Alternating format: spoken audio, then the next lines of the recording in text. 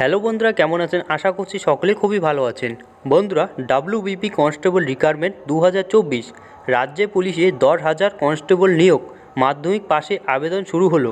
So বন্ধুরা, আজকের এই ভিডিওতে এই বিষয় নিয়ে আলোচনা করা হলো। তো চলুন আপনার সময় নষ্ট না করে ভিডিওটি শুরু করা যাক। সো বন্ধুরা, অবশেষে দীর্ঘ প্রতীক্ষার অবসানে রাজ্যের মাধ্যমিক পাস চাকরি প্রার্থীদের জন্য আবার বিরাট সুখবর এলো পশ্চিমবঙ্গ পুলিশ রিক্রুটমেন্ট বোর্ডের পক্ষ থেকে। শেষ পর্যন্ত পশ্চিমবঙ্গ পুলিশ রিক্রুটমেন্ট বোর্ডের তরফে থেকে পশ্চিমবঙ্গ পুলিশ ডাব্লিউবিপি কনস্টেবল ও লেডি কনস্টেবল নিয়োগের বিজ্ঞপ্তি প্রকাশিত হয়েছে।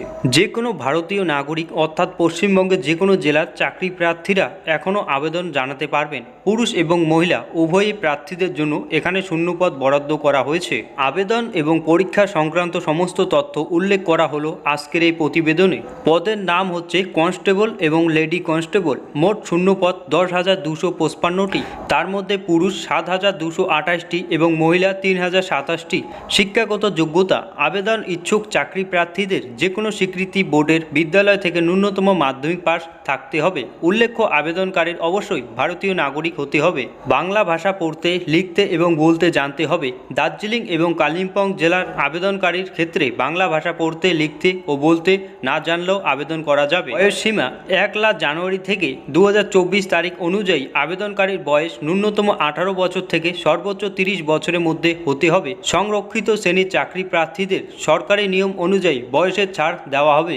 শারীরিক যোগ্যতা: পুরুষ এবং মহিলা বিভাগ ছাড়াও এবার তৃতীয় লিঙ্গের প্রার্থীদের এখানে সুযোগ দেওয়া হচ্ছে। নিম্নে সকল শ্রেণীর প্রার্থীদের শারীরিক যোগ্যতা মাপকাঠি অফিসিয়াল বিজ্ঞপ্তি অনুযায়ী তুলে ধরা হলো। আবেদন পদ্ধতি: আবেদন জানানোর জন্য চাকরি প্রার্থীদের পশ্চিমবঙ্গ পুলিশ রিক্রুটমেন্ট বোর্ডের অফিসিয়াল ওয়েবসাইটে ভিজিট করতে হবে।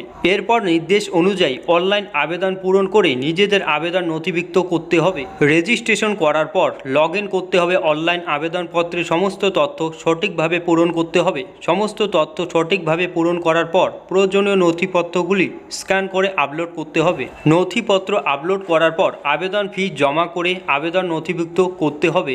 আবেদন ফি: জেনারেল এবং ওবিসি প্রার্থীদের ক্ষেত্রে আবেদন ফি 150 টাকা এবং প্রসেসিং ফি 20 টাকা, সর্বমোট 170 টাকা জমা দিতে হবে। এসসি এবং এসটি প্রার্থীদের ক্ষেত্রে আবেদন ফি জমা দিতে হবে না, শুধুমাত্র প্রসেসিং ফি 20 টাকা জমা দিতে হবে। আবেদনের শেষ তারিখ: এখানে আবেদন জানানো যাবে 5 এপ্রিল 2024 তারিখ পর্যন্ত।